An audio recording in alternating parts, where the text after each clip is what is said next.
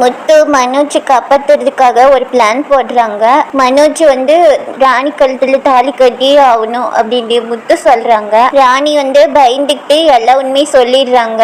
எங்களை 2 பேர்த்தையும் இவர் கடையில திருடிட்டுன்னு சொன்னாங்க, அந்த கோவத்துல தான் நாங்க இப்படி செஞ்சோம் அப்படின்னு ராணி சொல்லுது. ஆனா நாங்க 2 பேரும் அந்த கடையில திருடவே இல்லை, அந்த கடை நல்லா வளரணும்னு மட்டும்தான் நாங்க நினைச்சோம் அப்படின்னு ராணி சொல்றாங்க. அதே மாதிரியே மனோஜும் எந்த தப்புமே செய்யல, மனோஜ் நல்லவர் தான் அப்படின்னு ராணி சொல்றாங்க.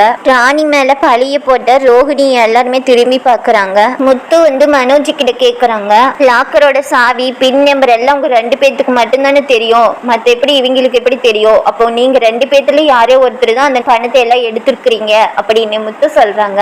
விஜயா இருந்துட்டு மனோஜ் கடையில திருடுவானா, என்ன முத்து இப்படி சொல்ற அப்படின்னு முத்து திட்டுறாங்க. மனோஜ் எடுத்திருக்க வாய்ப்பு இல்ல, அந்த ரோஹிணி தான் எடுத்திருக்கணும் பணத்தை எல்லாத்தையும் அப்படின்னு ரோஹிணி திட்டுறாங்க விஜயா.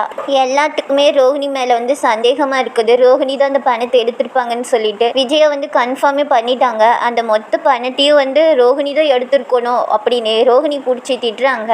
எங்க கடையில நான் எதுக்கு எடுப்பேன் அப்படின்னு ரோஹிணி விஜயா கிட்ட சொல்றாங்க.